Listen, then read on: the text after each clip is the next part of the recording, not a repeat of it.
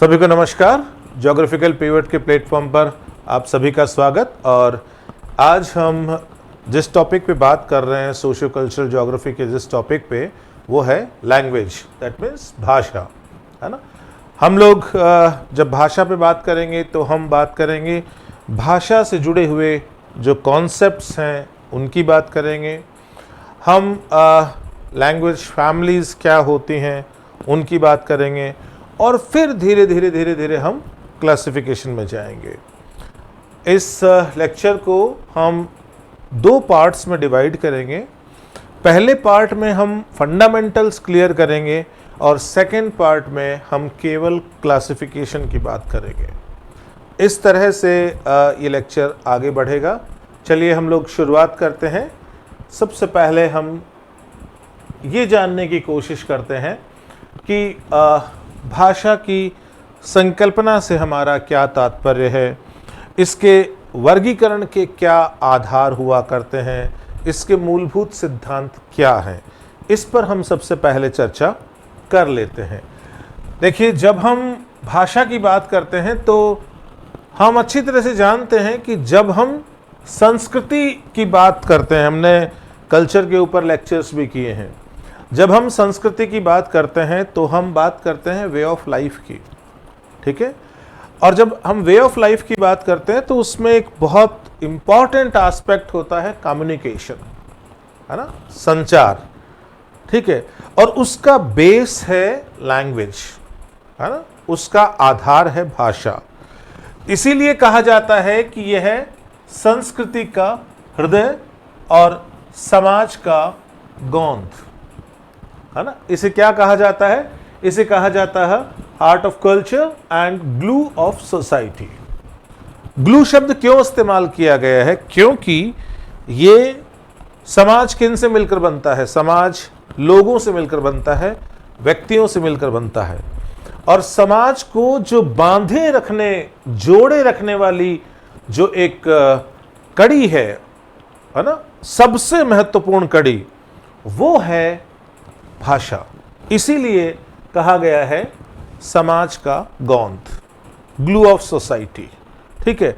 और आप जब संस्कृति की बात करते हैं और जब संस्कृति की बात करते वक्त आप बहुत सारे उन वेरिएबल्स की बात करते हैं जिसके आधार पर आप संस्कृति को डिफाइन करने की कोशिश करते हैं, तो उसमें सबसे केंद्र में आता है भाषा।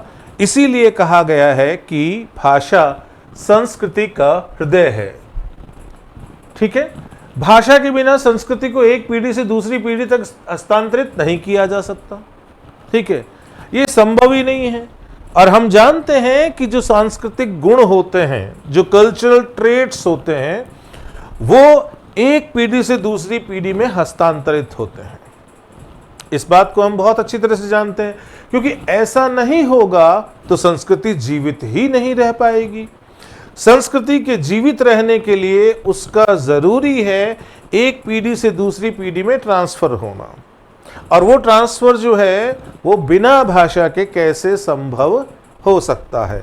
अब आप समझ सकते हैं कि भाषा को हम संस्कृति का हृदय क्यों कहते हैं, ठीक है। ये बात समझ में आ गई होगी। अब देखो, यह मानव होने का एक अभिन्न अंग है ना, क्योंकि आप और हम अच्छी तरह से जानते हैं कि हम मानव के लिए कहते हैं कि मनुष्य जो है वो सामाजिक प्राणी है, ठीक है, सोशल एनिमल, है ना। इसका मतलब हम लोग भी अन्य जीवों की तरह जीव हैं, लेकिन फिर भी हम सारे जंतु जगत से भिन्न हैं, ठीक है। और वो जो भिन्नता है जो हमें जंतु जगत से भिन्न करती है, that is our fertile brain, वो है हमारा उर्वर मस्तिष्क, ठीक है।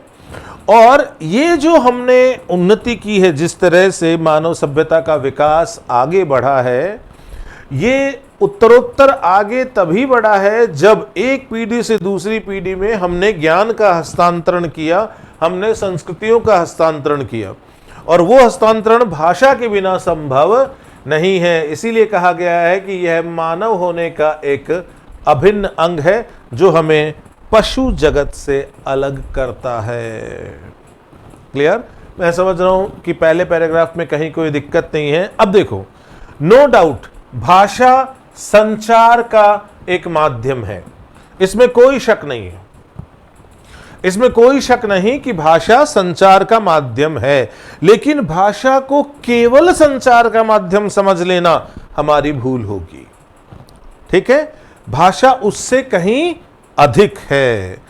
तो भाषा संचार का माध्यम है, ये बात बिल्कुल सही है, लेकिन भाषा केवल संचार का एक माध्यम नहीं है, यह पहचान का प्रतीक है। जब आप बात करते हो कि संस्कृति की, सांस्कृतिक पहचान की, तो उसमें भाषा सर्वोपरि है।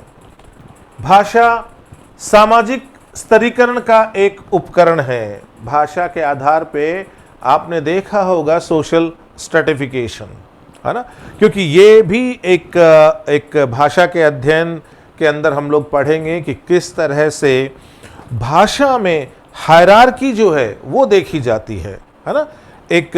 एक पदानुक्रम जो है वो हमें देखने को मिलता है कि ये भाषा श्रेष्ठ है ना, ये ज़्यादा अच्छी है। हालांकि बहुत सारे विद्वान जो है वो इस हायरार्की से पूरी तरह से अपने आप को दूर रखते हैं, वो इसमें बिलीव नहीं करते। इसीलिए यहाँ पर लिखा हुआ है सामाजिक स्तरीकरण का एक उपकरण है, a tool of social stratification. फिर है ज्ञान के विशाल ब्रह्मांड को खोजने की कुंजी है। आपको जैसे अभी थोड़ी देर पहले ही मैंने ये कहा था कि किस तरह से मानव सभ्यता का विकास उत्तरोत्तर आगे बढ़ा है। ठीक है, तो ये जो डेवलपमेंट ऑफ ह्यूमन सिविलाइजेशन है, ये तभी तो हुआ जब एक पीढ़ी ने अपने ज्ञान को दूसरी पीढ़ी को हस्तांतरित किया, फिर दूसरी पीढ़ी ने उसमें क्या किया और जोड़ा, और फिर अगली पीढ़ी को हस्तांतरित किया। जब ये क्रम ऐसे लगातार चलता गया तो ज्ञान का विस्तार होता गया और हम सभ्यता विकास में आगे बढ़ते गए। क्लियर? इसीलिए कहा गया है कि जो भाषा है, ठीक है, it is key to unlocking the vast universe of knowledge. यह ज्ञान के विशाल भंडार को खोलने की एक चाबी है, एक कुंजी है। ठीक है, एक विद्वान हुए थे वेबस्टर, है ना। वेबस्टर का कहना है कि पारंपरिक संकेतों, हाव भाव, चिन्हों या विशेष रूप से मुखर ध्वनि के उपयोग द्वारा विचारों या भावनाओं को संप्रेषित करने का एक व्यवस्थित माध्यम भाषा है।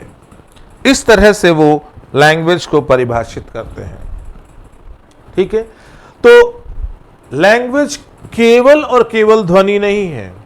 जैसे मैं अपनी बात कह रहा हूं, आप लोग सुन रहे हैं, उसके साथ साथ आप मेरी बॉडी लैंग्वेज को भी ऑब्जर्व कर रहे हैं। ठीक है, तो बहुत सारी बातें जो हम कहते हैं उसको और ज्यादा बल मिलता है जब हमारी जो बॉडी लैंग्वेज है वो भी उस भाषा के अनुरूप हमें देखने को मिलती है। तो भाषा को हमें केवल और केवल हमें मुखर ध्वनि तक सीमित नहीं रखता है, यह पारंपरिक संकेतों, ठीक है, हाव भाव, चिन्हों या विशेष रूप से मुखर ध्वनि के उपयोग द्वारा विचारों या भावनाओं को संप्रेषित करने का एक व्यवस्थित माध्यम है भाषा। ठीक है, that means it is a systematic means of communicating ideas और फीलिंग, है ना। ये एक व्यवस्थित तरीका है हमारी भावनाओं और हमारे विचारों को संप्रेषित करने का, है ना। ये एक व्यवस्थित तरीका है, ये एक सिस्टमैटिक मीन्स है। ठीक है, अभी हम करते कैसे? By use of conventional signs, जो हमने हमारी पिछली पीढ़ियों से सीखा।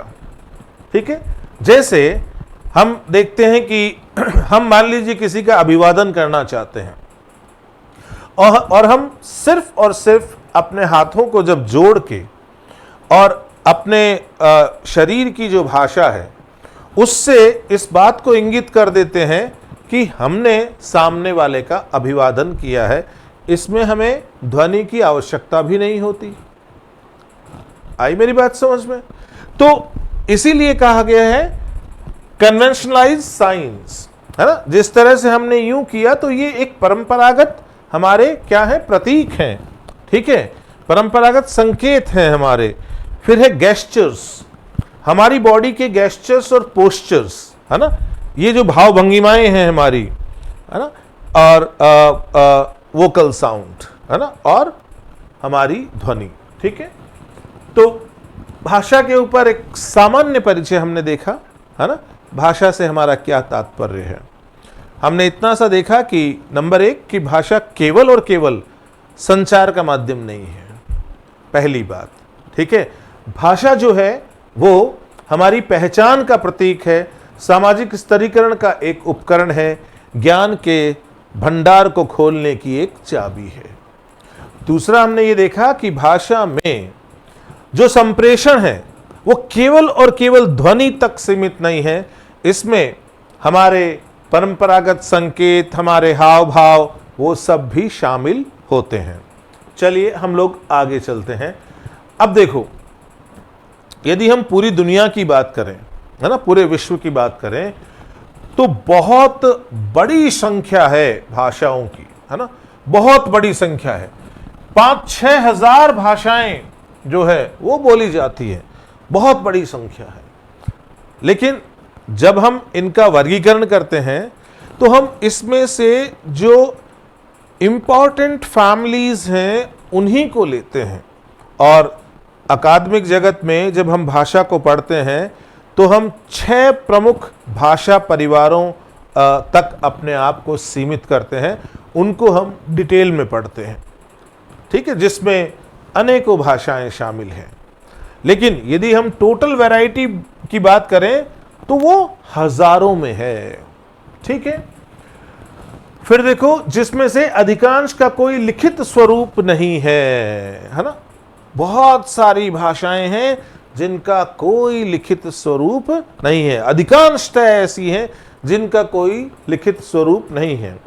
आज भी आप बहुत सारी ट्राइबल कम्युनिटीज को देखोगे जो जिस भाषा में कम्युनिकेट करते हैं उस भाषा का कहीं कोई भी लिखित स्वरूप हमें देखने को नहीं मिलता है ना। तो ऐसी भाषाएं कम हैं जिनका लिखित स्वरूप हमारे पास है, ठीक है। भाषा की यह विस्मयकारी विविधता मानव प्रवासन, अलगाव और अनुकूलन की लंबी कहानी को दर्शाती है। इस वाक्य को मैं थोड़ा सा अनफोल्ड करने की कोशिश करूंगा, थोड़ा सा आपको इसको समझाने की कोशिश करूंगा, ठीक है। तो हम अच्छी तरह से जानते हैं कि हम सब की जो उत्पत्ति है वो ये मानी जाती है कि वो एक ही है ना। जो पूरा मानव जगत है उसकी उत्पत्ति जो है वो सिंगुलर मानी जाती है। उसके बाद हमने प्रवास के चैप्टर में पढ़ा कि किस प्रकार लोग जो है वो अफ्रीका के एक भाग से निकलकर और दुनिया के अलग अलग भागों में जाकर बस गए। लंबे समय तक जो उनका अलगाव रहा उसके कारण अलग अलग प्रकार की जो भाषाएं हैं वो विकसित हुई, ठीक है। तो आज की तारीख में हम देखते हैं कि हजारों की संख्या में भाषाएं हमें देखने को मिलती है ना। यदि प्रवासन नहीं होता, मानव प्रवासन नहीं होता और उसके कारण मानव समूहों के अंदर आइसोलेशन नहीं होता, अलगाव नहीं होता, तो क्या ऐसा होता क्या? ठीक है, फिर तो ऐसा होता ही नहीं। यदि मानव समूह की उत्पत्ति एक ही जगह होती और सब लोग वहीं रह रहे होते, हो सकता है कि उनका जो मीन्स ऑफ कम्युनिकेशन है उसमें इतनी वैरायटीज हमें देखने को नहीं मिलती, ठीक है। तो ये जो भाषा में हमें ये जो स्टैगरिंग डाइवर्सिटी देखने को मिलती है, जो इतनी जबरदस्त विविधता देखने को मिलती है, उसके पीछे मानव प्रवासन, ह्यूमन माइग्रेशन का रोल है, उसमें आइसोलेशन का रोल है, उसमें अनुकूलन जो एडेप्टेशन होता है ना, उसकी भी भूमिका है। क्योंकि जब आप किसी भी नए जगह पर प्रवासित होते हैं तो आप वहां पर अपने आप को उस परिवेश के साथ में अनुकूल करने की कोशिश करते हैं, आप उस परिवेश के साथ अडप्टेशन की कोशिश करते हैं। जैसे मैं आपको एक उदाहरण देता हूं कि मान लीजिए कि आप इटली प्रवासित हो जाते हैं। अब जैसे आप इटली प्रवासित हो जाते हैं, आप घूमने नहीं जा रहे हैं इटली, आप टूरिज्म पे नहीं जा रहे हैं, आप स्थायी आवास का परिवर्तन करके इटली प्रवासित हो रहे हैं। तो उस समाज के साथ जब आप एडप्ट करेंगे तो आप धीरे धीरे उनकी जो लैंग्वेज कोड्स हैं उनको जानने की कोशिश करेंगे, ताकि आप अपने विभिन्न उद्देश्यों के लिए वहां के समाज के साथ में इंटरेक्ट कर सकें। ठीक है, तो ये एक उदाहरण दिया है मैंने एडप्टेशन का। तो हमने बात करी माइग्रेशन की, हमने बात करी आइसोलेशन की, हमने बात करी एडप्टेशन की, है ना, प्रवासन, अलगाव और अनुकूलन, है ना। इनका बहुत बड़ा प्रभाव हमें देखने को मिलता है भाषा के ऊपर। ठीक है, और भाषा की विविधता के पीछे ये बहुत महत्वपूर्ण है। हम यहाँ भाषा की मूलभूत संकल्पनाओं की बात करेंगे, हम इसकी संरचनात्मक जटिलताओं की बात करेंगे, हम विश्व की भाषाओं के वर्गीकरण की बात करेंगे जो अलग अलग विद्वानों ने दिए हैं। इस तरह से हमारा ये चैप्टर आगे बढ़ेगा। चलिए अब हम मूल बात पे आते हैं, है ना। ये तो एक बेसिक इंट्रोडक्शन था जो जानना बहुत जरूरी है, उसके बिना चैप्टर में कूदना सही नहीं है। अब हम बात करते हैं कि जब हम लैंग्वेज की स्टडी करें तो कौन कौन सी अप्रोचेस हैं जिनको हम एडॉप्ट करते हैं, है ना, कौन कौन से उपागम हैं जिनका हम अनुसरण करते हैं, हम उनकी बात करते हैं। और मुख्य रूप से हम दो उपागम जो है वो यहां पर देखेंगे। ठीक है, तो भाषा का अध्ययन मुख्यतः दो दृष्टिकोणों से किया जाता है, और एक विद्वान हुए थे जिनका हमें नाम याद रखना है, ये स्विस थे, फर्डिनेंड डी सॉसर, है ना। इन्होंने एक जो इनका मूल काम था उसका टाइटल था course in general linguistics, course in general linguistics, जो 1916 में इन्होंने दिया। इसमें इन्होंने जिन दो अप्रोचेस की बात की, हम उन दो अप्रोचेस की बात कर रहे हैं। तो हमें ध्यान होना चाहिए कि ये जो दो अप्रोचेस जिनकी हम बात कर रहे हैं, एक कालिक उपागम जिसको हम कहते हैं सिंक्रोनिक अप्रोच, और दूसरा कहते हैं कालक्रमिक उपागम जिसको हम कहते हैं क्रोनोलॉजिक अप्रोच। ठीक है, या डायसिंक्रोनिक अप्रोच, है ना। ये जो दो उपागम हम देखते हैं भाषा के अध्ययन में, हमें ध्यान रखना है कि ये उपागम सॉसर के द्वारा 1916 में दिए गए थे, और उनके जो काम था उसका टाइटल था कोर्स इन जनरल लिंग्विस्टिक्स, है ना। अब ये जो दो उपागम है ना, अप्रोचेस है, हम इनको तब तक नहीं समझ सकते जब तक हम इनका मीनिंग नहीं समझ ले। एक कालिक, अब इस एक कालिक को समझाने के लिए मैं आपको लिए चलता हूं भारतीय जो जनगणना के इतिहास में। आपको पता है भारत की जनगणना की शुरुआत कब हुई? भारत की जनगणना की शुरुआत जो हुई थी वो हुई थी 1872 से। अब आप कहेंगे सर आप जनगणना की बात क्यों कर रहे हैं, हम तो लैंग्वेज पढ़ रहे हैं। हम यहाँ पर जनगणना की बात इस एक कालिक शब्द, है ना, ये जो सिंक्रोनिक शब्द है, इसको समझने के लिए कर रहे हैं। हम ये पढ़ते हैं ना किताबों में कि 1872 का जो हमारा सेंसस था वो नॉन सिंक्रोनस था। आपको ध्यान है तो हम ये पढ़ते हैं, है ना। और हमारा पहला सिंक्रोनस सेंसस जो था दैट केम इन 1881, और उसके बाद से हम डिकेडल सेंसस देखते हैं। हर 10 सालों बाद हम मानव जनगणना देखते हैं। क्यों? ये पढ़ रखा है आपने। क्यों 1872 के सेंसस को हम नॉन सिंक्रोनस सेंसस कहते हैं? क्यों हम उसको एककालिक जनगणना की संज्ञा नहीं देते? और 1981 के बाद 1881 और उसके बाद के तमाम जो सेंसस हैं वो सारे के सारे सिंक्रोनस सेंसस हैं। इसको समझ जाओगे तो सिंक्रोनिक समझ जाओगे, ठीक है। क्योंकि 1872 में जो मानव जनगणना हुई, ठीक है, उसमें जनगणना जो है वो किसी एक समय संदर्भ के हिसाब से नहीं हुई थी, है ना, इसीलिए उसको कहते हैं नॉन सिंक्रोनस। उसके बाद हमारी जो जनगणना हुई उसमें हम क्या करते थे, हम एक निश्चित तारीख के ऊपर पूरे के पूरे क्षेत्र की जो जनगणना है उसको प्रकाशित करते हैं, है ना। उसमें हम एक निश्चित समय संदर्भ बिंदु लेकर और हम जनगणना लेकर आते हैं। इसीलिए 1881 के बाद के सारे सेंसस हमारे सिंक्रोनस हैं। आप देखना हमारा 2021 का सेंसस अभी हुआ नहीं है। जब हमारा ये सेंसस होगा, ये थोड़ा डिले हुआ है, तो आप देखना कि एक निश्चित तारीख की मिडनाइट होगी, है ना। उस समय भारत की जनसंख्या क्या है और उसके सारे के सारे जो गुण क्या है वो हमारी सेंसस रिपोर्ट के अंदर आएंगे। तो वो जो एक निश्चित तारीख होगी वो होगा रेफरेंस टाइम, है ना, वो संदर्भ बिंदु होगा, समय संदर्भ होगा वो।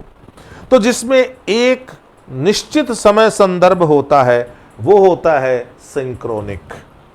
अब आपको ये अप्रोच समझ में आएगी। यदि आपको सिंक्रोनिक समझ में नहीं आता तो ये अप्रोच समझ में नहीं आती, इसलिए मुझे इस डिटेल में जाना पड़ा। देखो, एककालिक भाषा विज्ञान किसी भाषा का अध्ययन समय के एक विशिष्ट बिंदु पर करता है ना, समय के एक विशिष्ट बिंदु पर।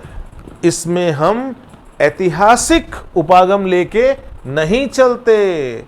हम इसके अंदर आप इसको कैसे देखोगे, एक स्थिर तस्वीर, एक स्टिल पिक्चर की तरह, है ना। जैसे एक पिक्चर आपके सामने है ना, एक तस्वीर आपके सामने है, एक फोटो आपके सामने है। मैंने फोटो बोला है, ध्यान रखना, है ना। मैं पिक्चर यहां बोल रहा हूं, उससे मेरा मतलब फोटो से है, ना कि मूवी से। मूवी लगातार चलती है ना। फोटो स्थिर है, आपने एक बार खींच ली वही फोटो, है ना। तो आपने उसको जब खींची वो एक निश्चित पिन पॉइंटेड टाइम था जब आपने वो फोटो खींची, ठीक है। और मूवी जो है वो चल रही है ना। तो एककालिक भाषा विज्ञान किसी भाषा का अध्ययन समय के एक विशिष्ट बिंदु पर करता है। जैसे आज आप पूरी दुनिया में कितनी भाषाएं हैं, उनको बोलने वाले लोग कौन हैं, है ना, उनके लोकेशनल एस्पेक्ट क्या हैं, यदि उस दृष्टि से आप अध्ययन करते हैं तो वो जो अध्ययन है, वो जो उपागम है अध्ययन का, वो अध्ययन का उपागम है एककालिक, जिसे कहेंगे सिंक्रोनिक अप्रोच। ठीक है, समझ में आ गई बात। अब हम बात करते हैं कालक्रमिक उपागम की, है ना, जिसको हम डायसिंक्रोनिक भी कह सकते हैं और क्रोनोलॉजिक भी कह सकते हैं। ध्यान रखना, जब मैंने आपको 1872 के सेंसस के बारे में बताया था, भारत के सेंसस के बारे में, तो मैंने शब्दावली यूज की थी नॉन सिंक्रोनस। मैंने डाइसिंक्रोनस शब्द यूज नहीं किया था, आपको ये ध्यान रखना है, ठीक है। तो ये जो कालक्रमिक उपागम है, क्रोनोलॉजिकल अध्ययन है, इसमें हम क्या करते हैं कि समय के साथ साथ जो इवोल्यूशन है उसको भी देखते हैं, है ना। जो समय के साथ साथ जो इवोल्यूशन है हम उसको भी देखते हैं। यदि हम उसको देखेंगे तो मुझे बताइए कि जो आपका उपागम है उसमें ऐतिहासिक दृष्टि होगी या नहीं होगी, बताओ। यदि हम क्रोनोलॉजिकल डेवलपमेंट को लेकर चल रहे हैं तो ऐतिहासिक दृष्टि होगी या नहीं होगी। इसीलिए कालक्रमिक भाषा विज्ञान को ऐतिहासिक भाषा विज्ञान भी कहा जाता है। क्लियर? यही कारण है कि कालक्रमिक भाषा विज्ञान को क्रोनोलॉजिकल जो लिंग्विस्टिक अप्रोच है उसको हिस्टोरिकल लिंग्विस्टिक अप्रोच भी कह सकते हैं उसको, हम लोग ऐतिहासिक भाषा विज्ञान के रूप में भी देख सकते हैं। समय के साथ भाषा में होने वाले परिवर्तनों का अध्ययन हम यहाँ पर करते हैं। यहाँ पर हम समय के साथ होने वाले परिवर्तनों का अध्ययन नहीं करते, यहाँ हमारा समय संदर्भ एक विशिष्ट बिंदु है ना। जैसे आपने एक फोटो खींची तो एक निश्चित समय पर वो फोटो क्लिक हो गई, ठीक है, विशिष्ट समय का एक विशिष्ट बिंदु। और यहां क्या है, समय के साथ भाषा में होने वाले परिवर्तन। तो बताइए, ये जो उपागम है, जो कालक्रमिक उपागम है, वो ऐतिहासिक भाषा विज्ञान हुआ या नहीं हुआ? क्लियर? तो ये किसी स्थिर तस्वीर की तरह नहीं है, बल्कि ये एक मूवी की तरह है, एक फिल्म की तरह है। मैं समझता हूं कि शायद सॉसर की ये दोनों अप्रोचेस अब आपको बहुत अच्छी तरह आ गई होगी। चलें आगे, चलिए अब देखिए हम बात करते हैं भाषा और बोली की, है ना। ठीक है, अब आप अच्छी तरह जानते हैं कि भाषा व्यापक है, दायरा बड़ा होता है ना। भाषा विज्ञान में भाषा और बोली के बीच एक महत्वपूर्ण अंतर है। भाषा किसे कहेंगे? भाषा को आमतौर पर एक मानकीकृत बोली के रूप में समझा जा सकता है। ध्यान रखना बेटा, ये शब्द ध्यान रखना है, ठीक है। हम इसको, भाषा को एक स्टैंडर्ड डायलेक्ट के रूप में देखते हैं। इसका मतलब ये हुआ कि हर एक बोली भाषा नहीं होती, ठीक है। जो मानकीकृत बोली है वही भाषा का रूप लेगी, वही भाषा का रूप लेगी। हर एक बोली भाषा नहीं हो सकती। इसलिए शब्द यूज करना है, याद रखना है, स्टैंडर्ड डायलेक्ट, है ना, मानकीकृत बोली, ठीक है, के रूप में समझा जाता है, जिसका अपना साहित्य होता है। अब गुण देखिए भाषा के, भाषा का अपना साहित्य होता है, ठीक है। बोली के केस में जरूरी नहीं, है ना। व्याकरणिक नियम होते हैं, है ना, ग्रामेटिकल रूल्स होते हैं, और एक व्यापक भौगोलिक क्षेत्र या राष्ट्र में आधिकारिक स्थिति होती है, ठीक है। दैट मीन्स इसकी जो है वो ऑफिशियल स्टेटस होता है इसका, किसी ज्योग्राफिकल रीजन में, किसी एडमिनिस्ट्रेटिव रीजन में, या यूं कहें किसी नेशन में, राष्ट्र में।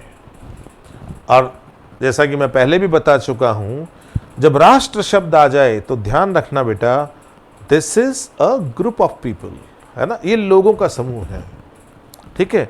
आपको राष्ट्र और राज्य को एक करके नहीं देखना है।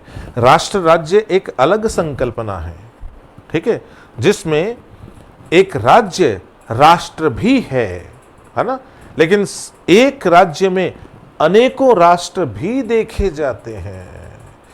एक राष्ट्र अनेकों राज्यों में फैला हुआ भी हो सकता है। तो इन शब्दावलियों का जब इस्तेमाल हो तो कॉन्सेप्चुअली बिल्कुल क्लियर रखना है अपने आप को, ठीक है बेटा, है ना। तो हमें जो जो चीजें भाषा के बारे में ध्यान रखनी है, number 1, it is a form of standard dialect, ये मानकीकृत बोली है एक तरह से, ठीक है। It has its own literature, है ना, अपना साहित्य होता है इसका, क्लियर।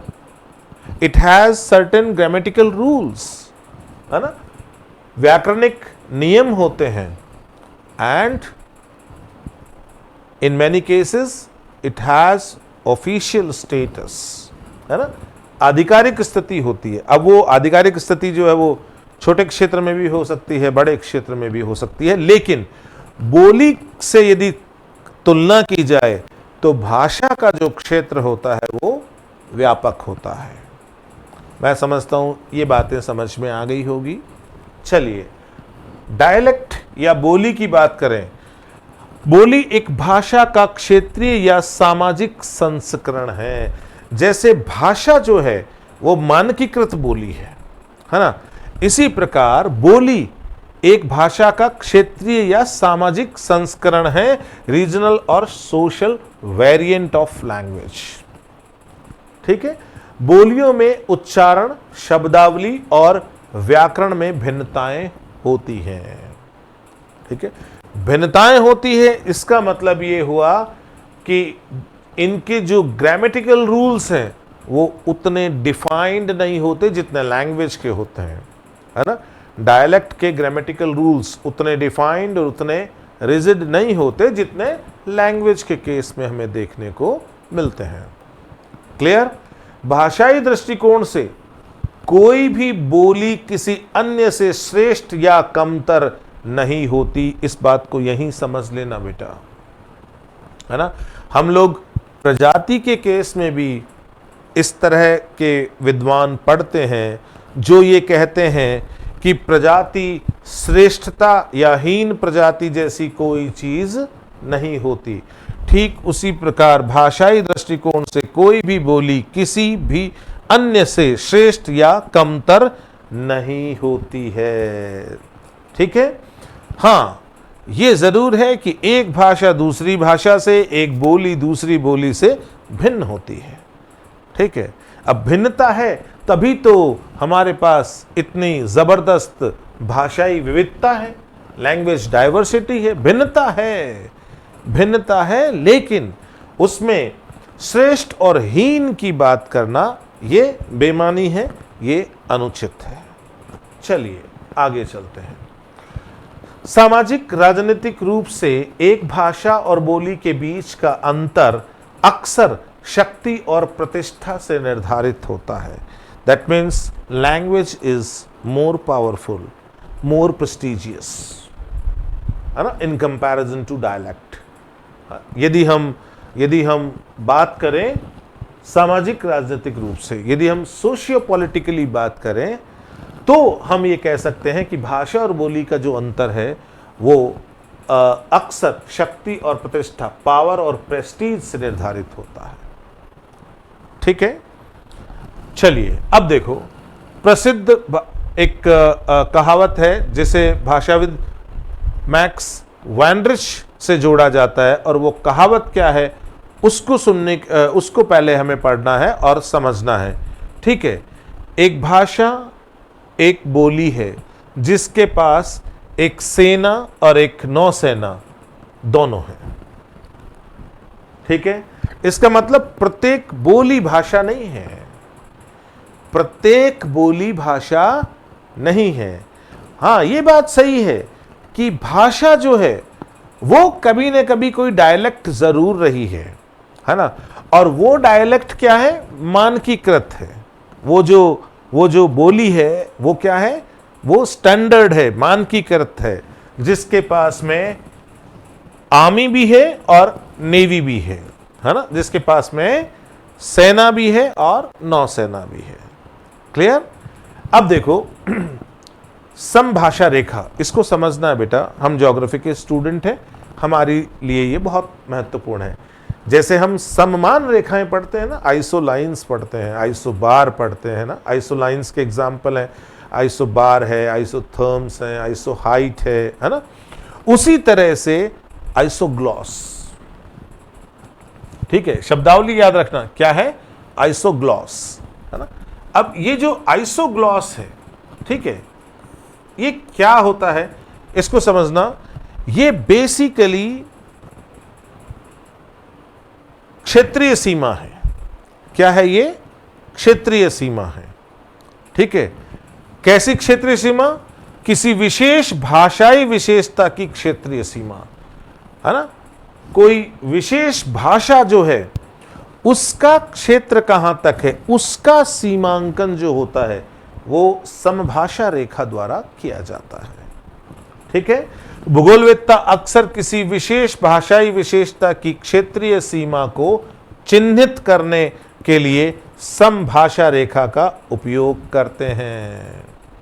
और एक और तथ्य याद रखना, जब कई समभाषा रेखाएं एक साथ मिलती है तो वे एक बोली सीमा अर्थात डायलेक्ट बाउंड्री बनाती हैं। क्लियर? ठीक है, समझ में आ गई बात, है ना? क्योंकि हम जैसे मान लो हम तो ज्योग्राफर्स हैं, ज्योग्राफर्स रीजनलाइजेशन करते हैं, प्रादेशिकरण करते हैं। तो जब हम किसी भी आधार पर प्रादेशिकरण करते हैं, प्रदेशों का जब सीमांकन करते हैं, तो मुझे बताइए कि एक प्रदेश की सीमा अपने संस्पर्शी प्रदेशों की सीमा के साथ लगी होती है, नहीं होती है? ठीक उसी प्रकार जब कई समभाषा रेखाएं एक साथ मिलती हैं तो एक बोली सीमा अर्थात डायलेक्ट बाउंड्री बनती है। क्लियर? चलिए आगे चलते हैं। अब देखो, हम बात करते हैं भाषा का संरचनात्मक संगठन, है ना? Structural organisation of language. आप कहोगे कि भाषा का भी स्ट्रक्चरल ऑर्गेनाइजेशन होता है क्या? बिल्कुल होता है ना? प्रत्येक भाषा की अपनी एक जटिल और नियमबद्ध संरचना होती है। ठीक है, हम जानते हैं ना, जब हम चाहे अंग्रेजी भाषा की बात करें, चाहे हिंदी भाषा की बात करें या कोई और भाषा की बात करें, हम अच्छी तरह से जानते हैं कि हम जब भाषा को समझने की कोशिश करते हैं तो हम भाषा के नियमों से अवगत होते हैं। ठीक है, तो वो भाषा को संरचना प्रदान करते हैं। तो प्रत्येक भाषा की अपनी एक जटिल और नियमबद्ध संरचना होती है। इसमें जो जो चीजें इंपॉर्टेंट है अब उनकी बात करते हैं। ठीक है, स्ट्रक्चर में क्या क्या इंपॉर्टेंट है हम उनकी बात करते हैं। सबसे पहले हम उसमें बात करते हैं ध्वनि व्यवस्था, साउंड सिस्टम, इसको कहते हैं फोनोलॉजी, है ना? आपने नाम सुना होगा ना, फोनेटिक्स, है ना? तो ये फोनोलॉजी है। प्रत्येक भाषा में सार्थक ध्वनियां, ठीक है, ये शब्दावलियां याद रखना बेटा, है ना?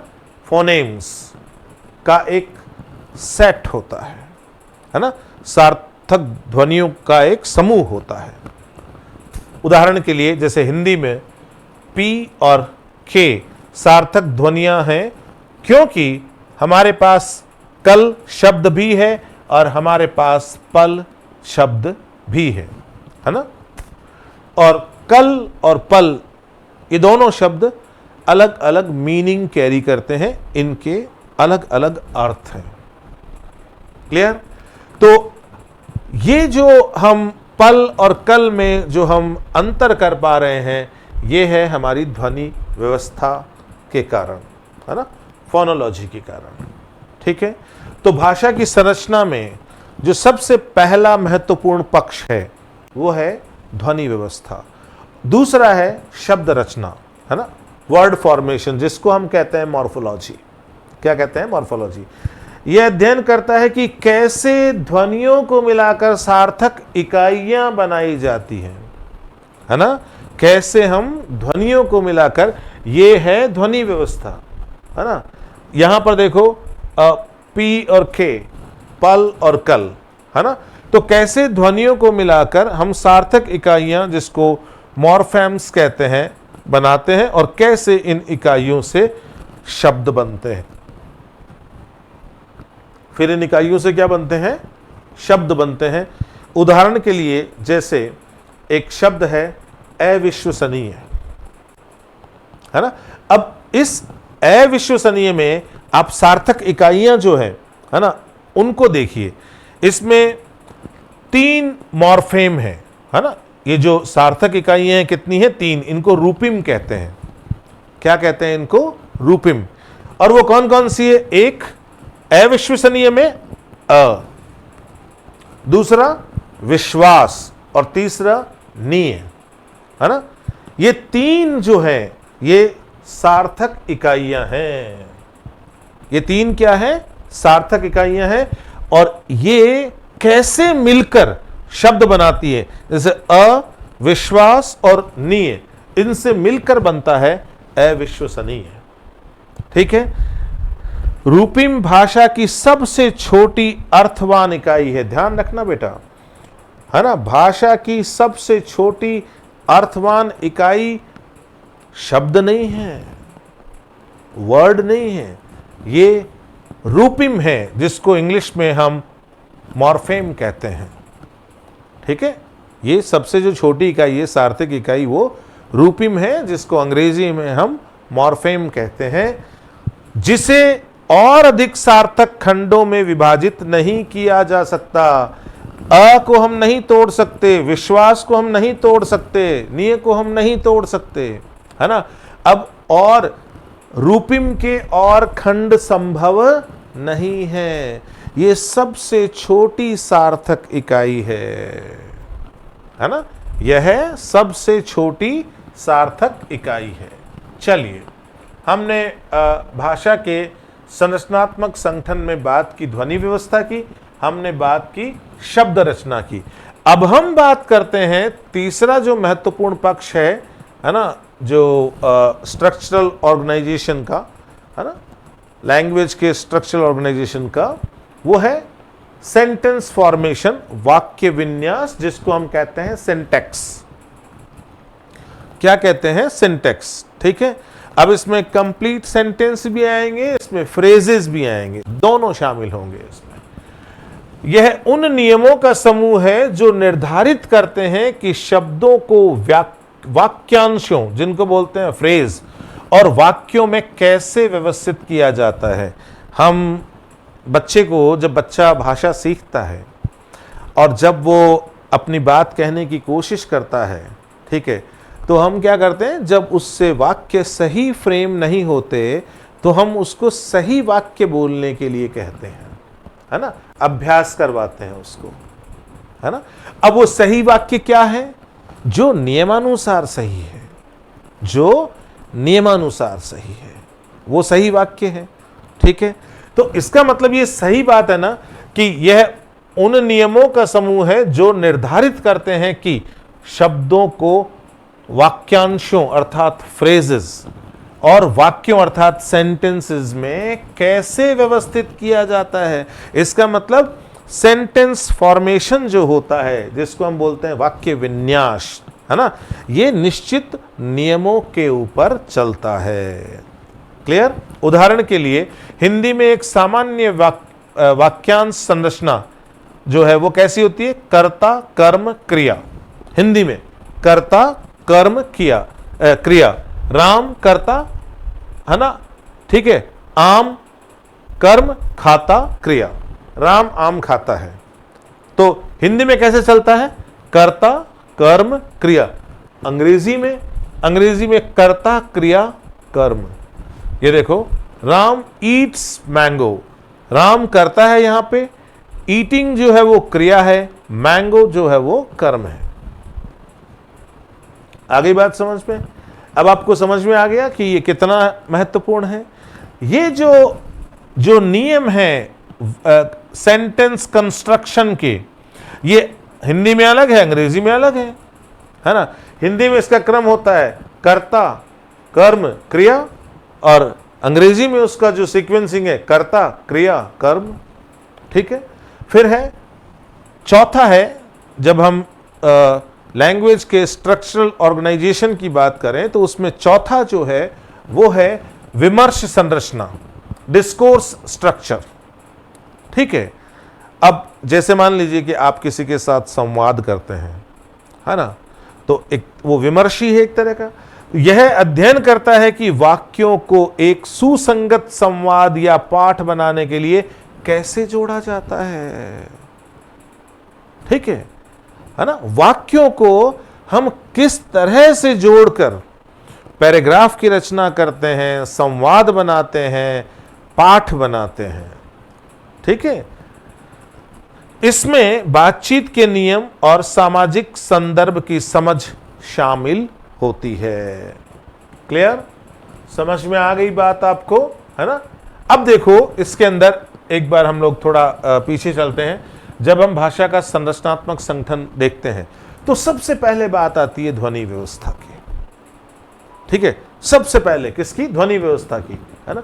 और प्रत्येक भाषा जो होती है ना, उसमें सार्थक ध्वनियों का एक पूरा सेट होता है। क्लियर? उसके बाद आती है बात शब्द रचना की, है ना। तो जो शब्द रचना होती है, इसमें कैसे ध्वनियों को मिलाकर सार्थक इकाइयां बनाई जाती है। और ये जो सार्थक इकाइयां होती हैं, है ना, सबसे छोटी जो सार्थक इकाई है उसे हम कहते हैं मॉर्फेम। क्या कहते हैं? मॉर्फेम, है ना। हिंदी में कहते हैं इसको रूपिम। क्या कहते हैं? रूपिम। उसके बाद जो बात आती है वो आती है वाक्य विन्यास की, सिंटेक्स की बात आती है ना, सेंटेंस फॉर्मेशन की बात आती है ना। तो देखिए, हमने सबसे पहले जो बात की, शुरुआत कहां से की? ध्वनि व्यवस्था से। ध्वनि व्यवस्था से किस पे आए हम? वर्ड कंस्ट्रक्शन, शब्द रचना। शब्द रचना से हम किस पे आए? वाक्य रचना। और वाक्य रचना से हम किस पे आए? विमर्श संरचना, अर्थात डिस्कोर्स स्ट्रक्चर। अर्थात किस तरह से हम एक पैराग्राफ कंस्ट्रक्ट करते हैं, है ना, किस तरह से हम एक पाठ जो है उसमें वाक्यों को अरेंज करते हैं। ठीक है, वाक्यों को एक सुसंगत संवाद या पाठ बनाने के लिए कैसे जोड़ा जाता है। चलिए, अब है भाषाओं का वर्गीकरण, है ना। तो भाषाविद विश्व की विशाल भाषाई विविधता को समझने और व्यवस्थित करने के लिए दो मुख्य प्रकार के वर्गीकरण का उपयोग करते हैं। ये ध्यान रखना बेटा, है ना, क्योंकि कोई भी वर्गीकरण आप करते हैं, चाहे आप ज्योग्राफी में करें, ज्योग्राफी में चाहे ह्यूमन ज्योग्राफी में करें, चाहे फिजिकल ज्योग्राफी में करें, या ज्ञान की किसी दूसरी शाखा में करें, वर्गीकरण कभी भी बिना आधार के नहीं होता। हमेशा जब भी आप क्लासिफिकेशन पढ़ते हैं, सबसे पहले आपको सबसे ज़्यादा जिस चीज़ पे फोकस करना है वो करना है बेसिस ऑफ क्लासिफिकेशन, वर्गीकरण का आधार क्या है।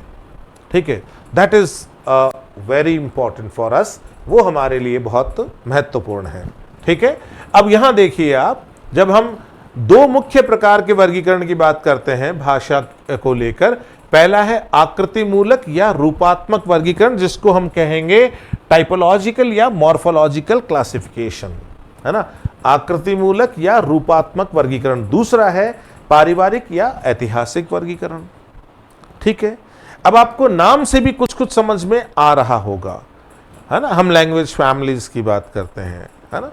अब देखो, पहला आकृति मूलक या रूपात्मक वर्गीकरण, हमें यह भी ध्यान रखना है पारिवारिक को ध्यान में रखते हुए कि कैसे ये भिन्न हो सकता है पारिवारिक से, ये दृष्टि दिमाग में रखनी है।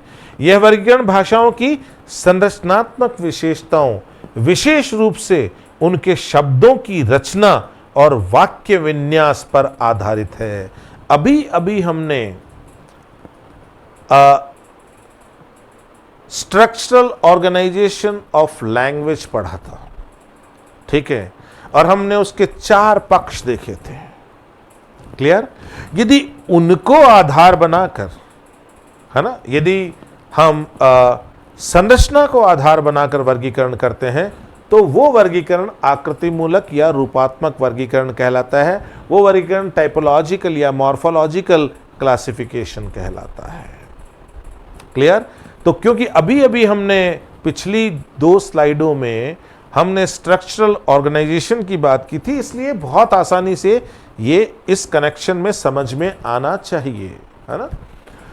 तो यह वर्गीकरण भाषाओं की संरचनात्मक विशेषताओं, जो जिनको हम बोलते हैं स्ट्रक्चरल प्रॉपर्टीज या स्ट्रक्चरल कैरेक्टरिस्टिक्स, है ना, विशेष रूप से शब्दों की रचना, मॉर्फोलॉजी और वाक्य विन्यास, सिंटैक्स पर आधारित है। यह ऐतिहासिक उत्पत्ति पर ध्यान नहीं देता, क्योंकि इसका पूरा का पूरा ध्यान किसके ऊपर है? इसका पूरा का पूरा ध्यान स्ट्रक्चरल प्रॉपर्टीज या स्ट्रक्चरल कैरेक्टरिस्टिक्स पे है। क्लियर? मैं समझता हूं ये बात यहां पे अच्छे से क्लियर हो गई। चलिए हम लोग वर्गीकरण जो है ना, उसका दूसरा प्रकार देखते हैं, वो है पारिवारिक या ऐतिहासिक वर्गीकरण। अब ऊपर वाले में हमने लास्ट लाइन क्या पढ़ी? यह उनकी ऐतिहासिक उत्पत्ति पर ध्यान नहीं देता, जबकि ये तो है ही ऐतिहासिक वर्गीकरण। तो बिना ऐतिहासिक उत्पत्ति के इस वर्गीकरण का नाम ही लेना बेमानी है। है ना। पारिवारिक वर्गीकरण, जैसे हम लोग बात करते हैं ना कि हम फला फैमिली लीनिएज से बिलोंग करते हैं, तो बताइए क्या ये ऐतिहासिक नहीं हुआ? बताइए क्या ये ऐतिहासिक नहीं हुआ, है ना। तो यह वर्गीकरण भाषाओं के बीच ऐतिहासिक संबंधों पर आधारित है।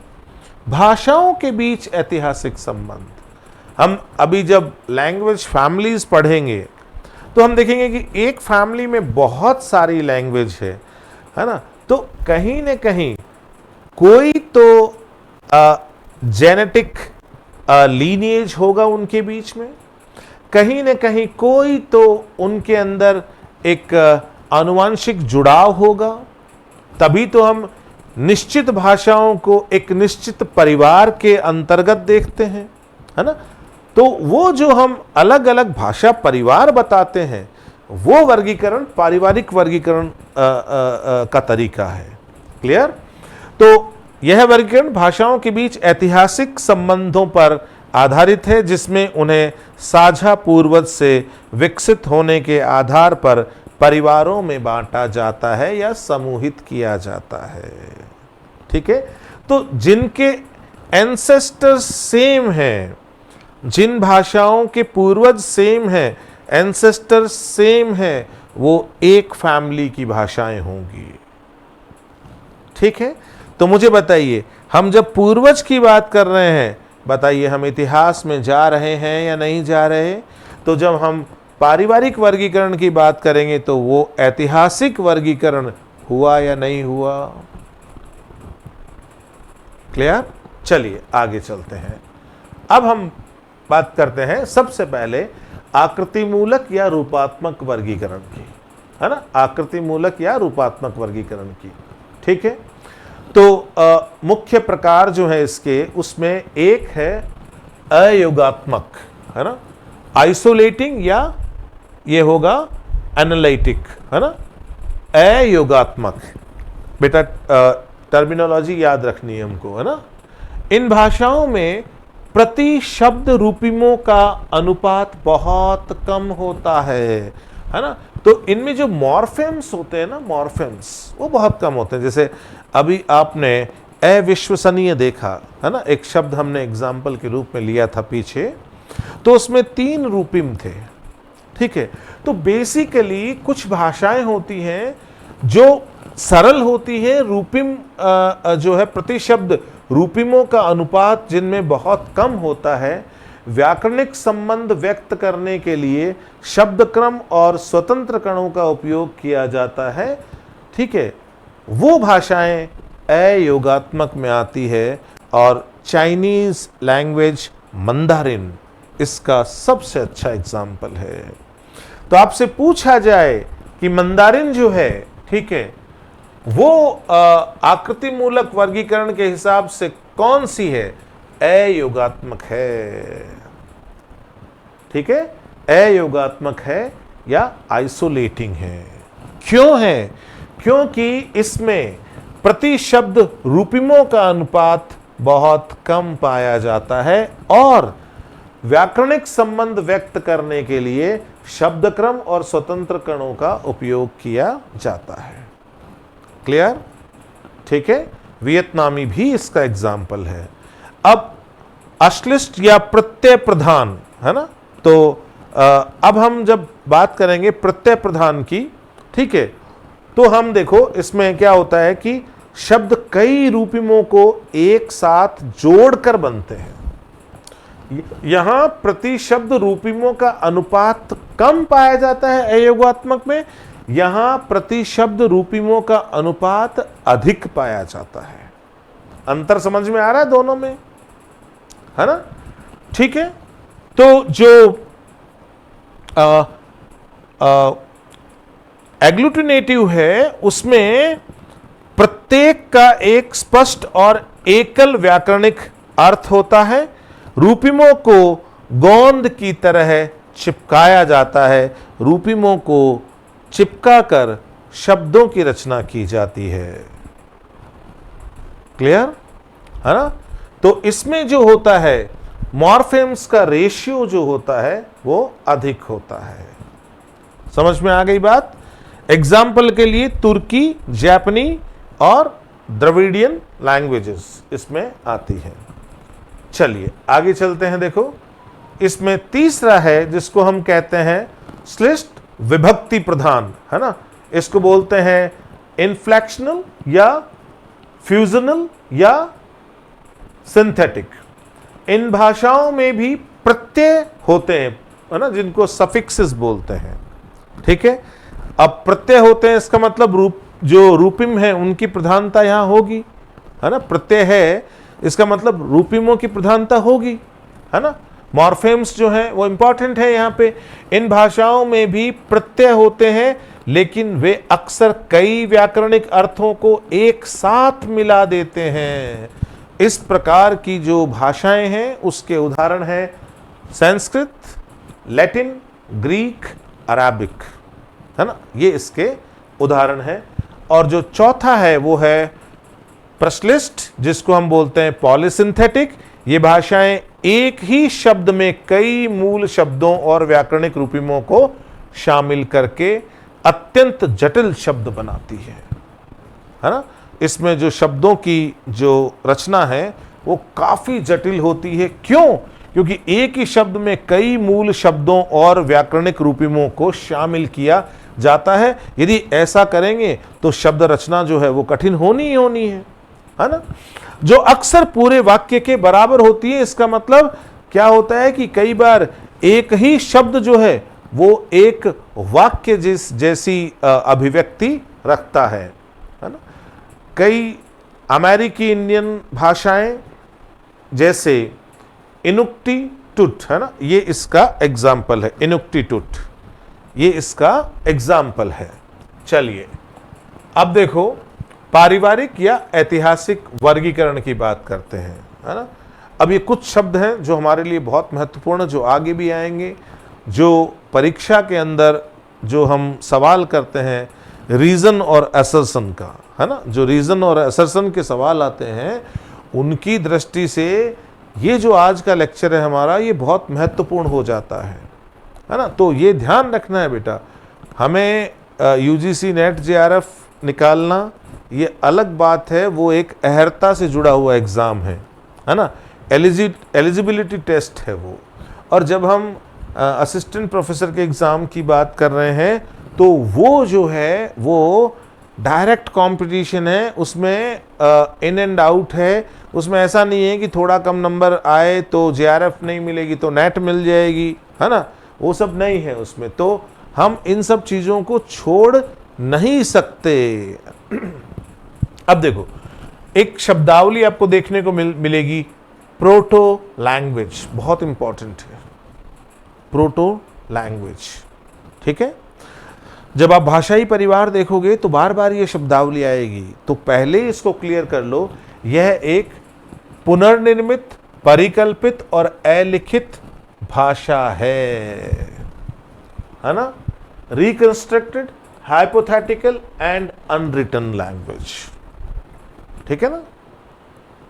प्रोटो, है ना, ये बहुत पुरानी है, ठीक है, रिकंस्ट्रक्टेड है, हाइपोथेटिकल है और अनरिटन है, जिसे किसी भाषा परिवार की सभी भाषाओं का साझा पूर्वज माना जाता है। This is very important. ठीक है, एक बात तो ये इंपॉर्टेंट है कि ये प्रोटो लैंग्वेज पुनर्निर्मित, रिकंस्ट्रक्टेड, है ना, परिकल्पित, हाइपोथेटिकल और अलिखित, अनरिटन भाषा है।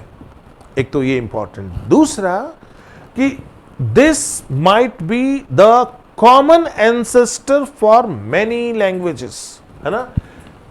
यह किसी भाषा परिवार की सभी भाषाओं का साझा पूर्वज माना जाता है। कोई एक भाषा परिवार है, कोई एक लैंग्वेज फैमिली है, ठीक है, ये उसका मुख्य पूर्वज है। ठीक है, उस परिवार की सारी भाषाएं जो हैं, है ना, उनका ये साझा पूर्वज है, कॉमन एंसेस्टर है। समझ में आ गई बात? ठीक है, जैसे उदाहरण के लिए प्रोटो इंडो यूरोपियन को अंग्रेजी, हिंदी, फारसी, रूसी, इन सारी भाषाओं का साझा पूर्वज कहा जाता है। तो proto Indo European proto language का एग्जाम्पल है, proto Indo European proto language का उदाहरण है। ठीक है, जो अंग्रेजी, हिंदी, फारसी, रूसी, इन सब की क्या है, कॉमन एंसेस्टर है ना, साझा पूर्वज है ये। ठीक है, इसी से ये सारी भाषाएं निकली है। ये सब है ना, जो एग्जाम्पल में हमने दिखाई है, अंग्रेजी, हिंदी, फारसी, रूसी, ये सब एक ही लैंग्वेज फैमिली की भाषाएं हैं। क्लियर?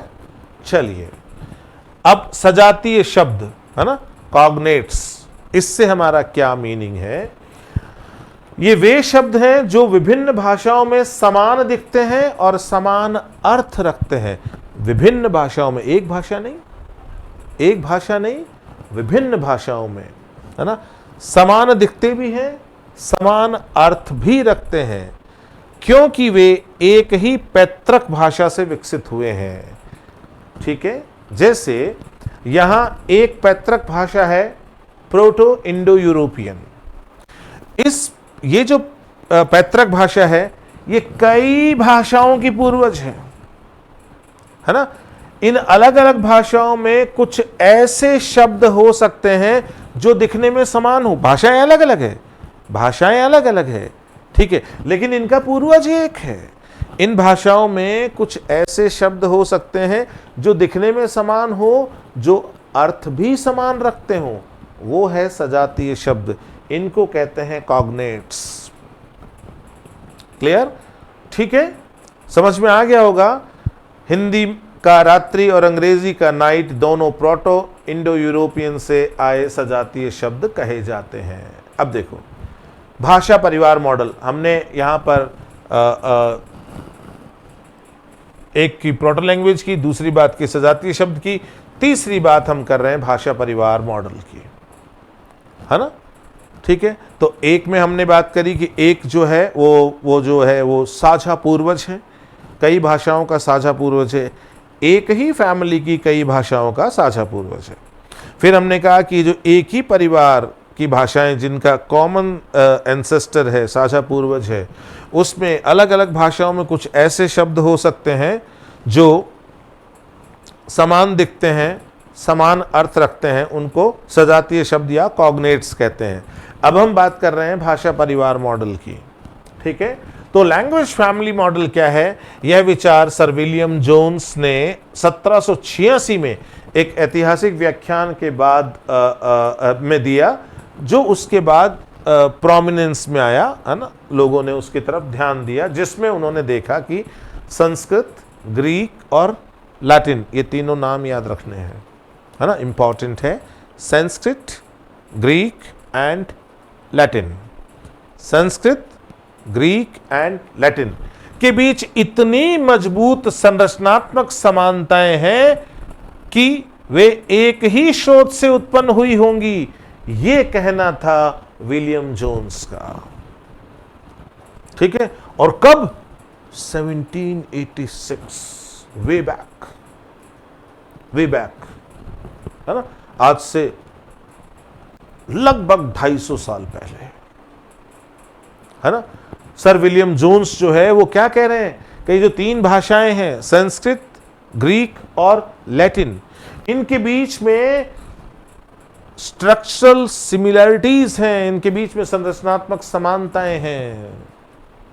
ठीक है, उस समय कह रहे हैं, अर्थात आज के रेफरेंस में बात कहें तो वो कहेंगे इनके बीच में संरचनात्मक समानताएं थी, है ना, एक ही स्रोत से उत्पन्न हुई होंगी। इसका मतलब इनका जो स्रोत है वो एक ही रहा होगा। ठीक है, इसने ऐतिहासिक भाषा विज्ञान के क्षेत्र को जन्म दिया।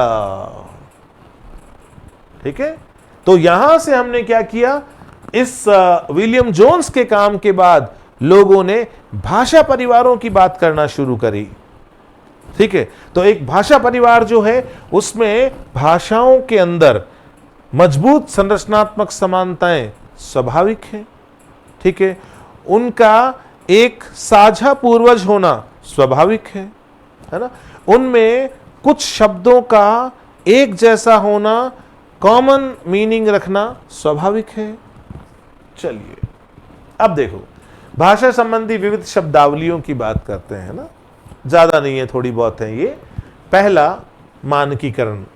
स्टैंडर्डाइजेशन से हमारा क्या मतलब है? यह एक ऐसी प्रक्रिया है जिसके द्वारा एक भाषा की एक विशेष बोली को प्रतिष्ठा दी जाती है। क्लियर? तो इसमें क्या होता है? A particular dialect of a language is given Prestige, है ना। एक लैंग्वेज जो है उसमें कई बोलियां हो सकती हैं, उसमें से एक बोली जो होती है ना, वो धीरे धीरे क्या होती है? श्रेष्ठ हो जाती है, प्रेस्टीजियस हो जाती है ना। और उसे शिक्षा, सरकार और मीडिया में उपयोग के लिए मानक रूप में स्थापित किया जाता है, अर्थात उसको एक लैंग्वेज के स्टैंडर्ड फॉर्म के रूप में हम लोग एक्सेप्ट कर लेते हैं। ठीक है, ये है स्टैंडर्डाइजेशन या मानकीकरण। अर्थात एक भाषा की कई सारी बोलियां हो सकती है, उसमें से किसी एक बोली को हम क्या कर दें? हम उसको प्रेस्टीज या प्रतिष्ठा दे दें, है ना। और फिर वो हमारी शिक्षा, हमारी सरकार, हमारी मीडिया, उन सब की भाषा बन जाए, स्थापित हो जाए। ठीक है, तो मानक के रूप में स्थापित किया जाता है, वो है मानकीकरण। मतलब एक लैंग्वेज में कई बोलियां हो सकती है, उसमें से किसी एक बोली जो है उसको प्रतिष्ठा देकर उसे मानक रूप में स्थापित करना, ये कहलाता है मानकीकरण। दूसरा लिंगुआ फ्रैंका, दैट इज संपर्क भाषा। यह एक ऐसी भाषा है जिसे उन लोगों द्वारा संचार के लिए अपनाया जाता है जिनकी मूल भाषाएं भिन्न होती हैं, है ना। मूल भाषाएं भिन्न होती है। ठीक है, इसका मतलब कि इसमें संवाद करने वाले जो लोग हैं उनकी मूल भाषा भिन्न है ना, और वो इसमें कम्युनिकेट कर रहे हैं। अर्थात अलग अलग भाषा के लोगों के लिए ये जो भाषा हो गई, अलग अलग मूल भाषा के लोगों के लिए ये जो भाषा हो गई, ये कम्युनिकेशन का एक सामान्य जरिया हो गई। बात समझ में आ गई? जबकि इसको जो इसमें जो संवाद करने वाले लोग हैं, जो संपर्क भाषा में कम्युनिकेट करने वाले लोग हैं, उनकी मूल भाषा कुछ और है। ठीक है, उदाहरण के लिए पूर्वी अफ्रीका में स्वाहिली और भारत के बड़े हिस्से में हिंदी संपर्क भाषा के रूप में कार्य करती है। अब आप देखते हैं कि हम लोग हिंदी बोलते हैं, लेकिन हम लोग अलग अलग तरह की, मारवाड़ी जो है वो हमारी मूल भाषा रही है। ठीक है, समझ में आ गई बात, है ना। ऐसे ही यदि उदाहरण के रूप में यदि आप अंग्रेजी लो, जैसे हम लोग अंग्रेजी इस्तेमाल करते हैं, है ना। ब्रिटिशर्स की कितनी कॉलोनीज हैं जिनमें अंग्रेजी जो है वो एक कम्युनिकेशन का एक साउंड मीन है ना। ठीक है, तो बेसिकली अंग्रेजी आज एक वैश्विक संपर्क भाषा के रूप में देखी जा सकती है। ठीक है, उसको बोलने वाले जो मूल लोग हैं वो कौन है वो तो हम जानते हैं, लेकिन कितने सारे अन्य लोग हैं जिनकी मूल भाषाएं कुछ और हैं, लेकिन वो अंग्रेजी में संवाद करते हैं। ठीक है, जैसे मान लो कि हम कोई भी अंग्रेजी भाषी देश में जाते हैं, है ना, ब्रिटेन को छोड़ दीजिए, उसके अलावा जाते हैं, उनकी भी मूल भाषा कुछ और है, हमारी भी मूल भाषा कुछ और है, लेकिन हमारा जो कॉमन कम्युनिकेशन है वो किस में हो रहा है? इंग्लिश में हो रहा है। तो इंग्लिश धीरे धीरे वैश्विक संपर्क भाषा के रूप में स्थान ले लेती है। ठीक है, और इसमें जो सबसे बड़ी भूमिका होती है वो किसकी है? वो है कॉलोनाइजेशन। जो औपनिवेशीकरण था उसके कारण अंग्रेजी वैश्विक संपर्क भाषा की स्थिति प्राप्त करती है। ठीक है, अब देखो, पिजिन और क्रियोल, इनके अंदर दोनों में संबंध भी है, उसको समझने की कोशिश करनी है। ठीक है, अब सबसे पहले बात करते हैं पिजिन की। ये एक सिंप्लीफाइड लैंग्वेज है, सरलीकृत भाषा है, जो तब विकसित होती है जब दो या दो से अधिक समूह जिनकी कोई साझा भाषा नहीं है एक दूसरे के संपर्क में आते हैं। अब दो ग्रुप आपस में संपर्क में आए, ठीक है, और उनके बीच में कोई भी कॉमन कम्युनिकेशन लैंग्वेज नहीं है, है ना, कोई साझा भाषा उनके अंदर नहीं है। ठीक है, है ना। तो अब जब इस तरह के लोग संपर्क में आएंगे तो वो आपस में कम्युनिकेट तो करेंगे, जबकि भाषा दोनों समूहों की अलग अलग है, साझा भाषा नहीं है। तो इसके कोई मूल भाषा नहीं होती। पिजिन एक सरलीकृत भाषा है जो तब विकसित होती है जब दो या दो से अधिक समूह जिनकी साझा भाषा नहीं होती एक दूसरे के संपर्क में आते हैं। तो ऐसी स्थिति में जो भाषा जन्म लेती है वो है पिजिन। ठीक है, जो दो अलग अलग समूह संपर्क में आ रहे हैं, दोनों की जो भाषा है ना, दोनों समूहों की जो भाषा है, ठीक है, वो आपस में उसमें कम्युनिकेट नहीं कर सकते।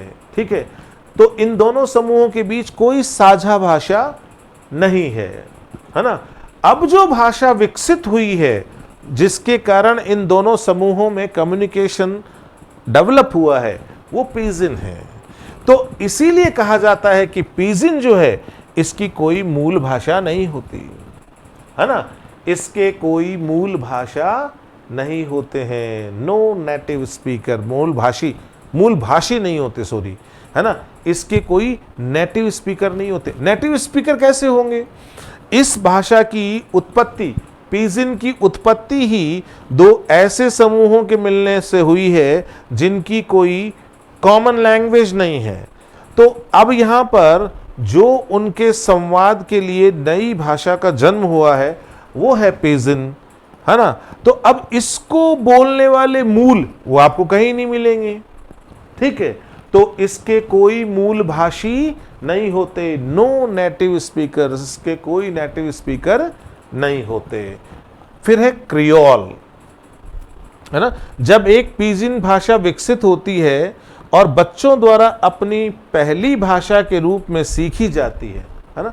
अब वो जो दो समूह संपर्क में आए, उनकी कोई साझा भाषा नहीं थी, तो उनके संपर्क के लिए एक नई भाषा का इजाद हुआ, एक नई भाषा जो है उसने जन्म लिया, वो है पिजिन, है ना। अब जो नेक्स्ट जनरेशन आ रही है वो क्या कर रही है? इस पिजिन के अंदर क्या कर रही है? कम्युनिकेट कर रही है ना। ये उनकी पहली भाषा हो गई। अगली पीढ़ी के जो बच्चे हैं, है ना, उनकी पहली भाषा पिजिन हो गई। ठीक है, तो उस केस में इसे क्रियोल कहते हैं। ठीक है, तो जो पहली पीढ़ी है ना, जो दो समूह आपस में संपर्क में आए, दोनों की कोई साझा भाषा नहीं है, दोनों की अपनी अपनी भाषाएं हैं, अपनी अपनी भाषाओं में वो अपने अपने समूहों में संपर्क कर सकते हैं, आपस में संपर्क नहीं कर सकते। तो एक नई भाषा जन्म लेती है, वो पिजिन कहलाती है। यही कारण है कि इस भाषा को, पिजिन को बोलने वाले मूल जो भाषी है वो नहीं होते, इनके कोई नेटिव स्पीकर नहीं होते।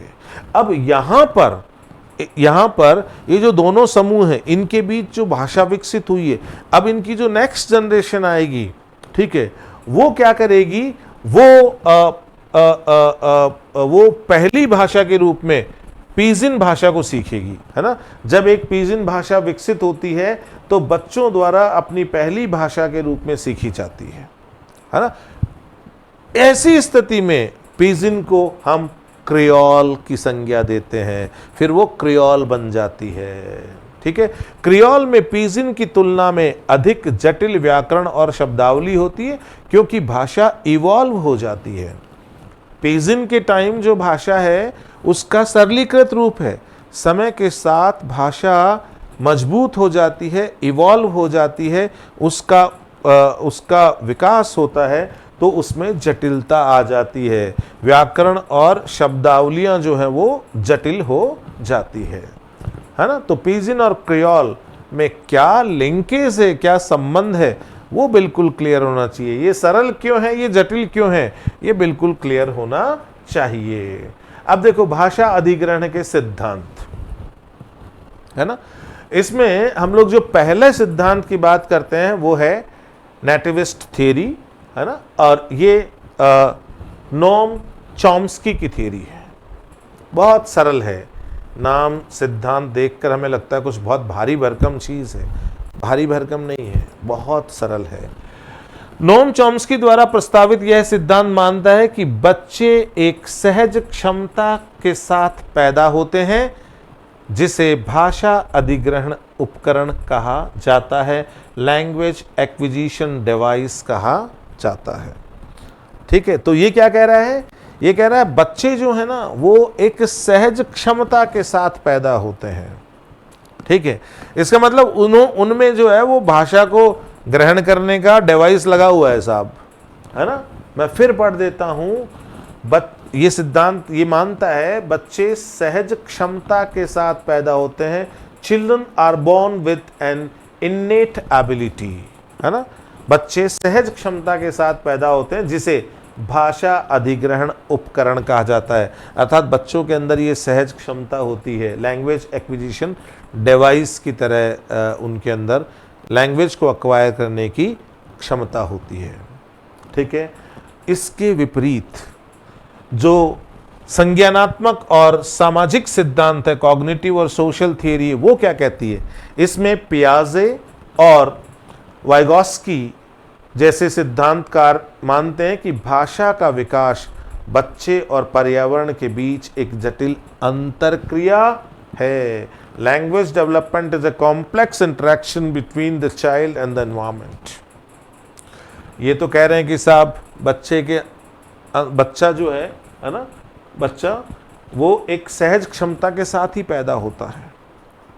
ठीक है, तो इसका मतलब लैंग्वेज एक्विजिशन डिवाइस जो है वो उसके अंदर ऑलरेडी है, मतलब समझ रहे हो। जबकि ये कह रहे हैं कि नहीं, है ना, ये गलत है। ये कहते हैं कि भाषा का विकास बच्चा और उसके पर्यावरण के बीच एक जटिल अंतरक्रिया का परिणाम है ना। भाषा का विकास बच्चा और उसके पर्यावरण के साथ जो संपर्क है ना, उसकी जो जटिल अंतरक्रिया है, ठीक है, उसका परिणाम है, कॉम्प्लेक्स इंटरेक्शन का रिजल्ट है। ये है नेटिविस्ट थियरी और संज्ञानात्मक अर्थात कॉग्निटिव और सामाजिक सिद्धांत, है ना, cognitive and social theory. Clear? अब निष्कर्ष क्या निकलता है उसकी बात करते हैं कि भाषा एक बहुआयामी और गतिशील घटना है जो मानव अनुभव के केंद्र में है। बिल्कुल सही बात है ना। अरे गतिशील है तभी तो हम देखते हैं कि एक पूर्वज भाषा है, फिर है ना, और उस पूर्वज भाषा से जो साझा पूर्वज के रूप में है, फिर उससे कई तरह की भाषाएं निकलती है जो मिलकर एक परिवार बनाती है। तो नो डाउट ये बहुआयामी भी है और ये गतिशील घटना भी है जो मानव अनुभव के केंद्र में है। यह नियमों की एक जटिल प्रणाली है। क्यों? हमने बात की स्ट्रक्चरल ऑर्गेनाइजेशन की, है ना। तो नियमों की एक जटिल प्रणाली है, सामाजिक संपर्क का एक माध्यम है।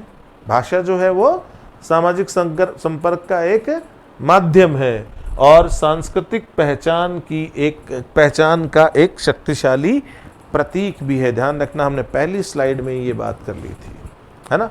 भाषाओं को उनकी संरचनात्मक विशेषताओं जैसे आकृति मूलिक वर्गीकरण है या उनके साझा ऐतिहासिक वंश जिसके आधार पर पारिवारिक वर्गीकरण होता है, इस आधार पे हम बांट सकते हैं, वर्गीकृत कर सकते हैं। तो वर्गीकृत करने का दो तरीके हैं, एक उनके संरचनात्मक गुण, संरचनात्मक विशेषताएं जिसके आधार पर हम जो वर्गीकरण करते हैं वो मॉर्फोलॉजिकल क्लासिफिकेशन होता है, और दूसरा साझा ऐतिहासिक वंश, है ना, कॉमन हिस्टोरिकल लीनिएज, जिसके आधार पर जो वर्गीकरण होता है वो लैंग्वेज फैमिलीज के अंदर वर्गीकरण होता है। ये पारिवारिक वर्गीकरण कहलाता है। ठीक है, भाषा की इन मूलभूत अवधारणाओं को समझना विश्व की भाषाई विविधता और उन ऐतिहासिक और भौगोलिक शक्तियों को समझने के लिए आधार तैयार करता है जिन्होंने इसे आकार दिया। अब हम इसका जो सेकंड पार्ट है जिसके अंदर हम डिफरेंट लैंग्वेज फैमिलीज की बात करेंगे एक एक करके, और हम 6 प्रमुख भाषा परिवारों की बात करेंगे जिसमें Indo European, Sino Tibetan, Afro Asiatic, then Niger Congo, फिर हम बात करेंगे Austronesian and then trans New Guinea. ये 6 लैंग्वेज फैमिलीज को हम डिटेल में देखेंगे, एक एक लैंग्वेज फैमिली को लेकर, और हम उसकी बात करेंगे आज, क्योंकि हमें फंडामेंटल करने थे। फंडामेंटल थोड़ा सा समझने में हमें हल्का सा जोर आता है, लेकिन उसके बिना हम आगे नहीं बढ़ सकते। इसलिए एक डेडिकेटेड लेक्चर फंडामेंटल्स के लिए होना ज़रूरी था, ताकि हम इन भाषा परिवारों को भी आसानी से समझ सकें। तो अगले लेक्चर में हम इनकी बात करेंगे। आज के लिए बस इतना ही। Thank you very much.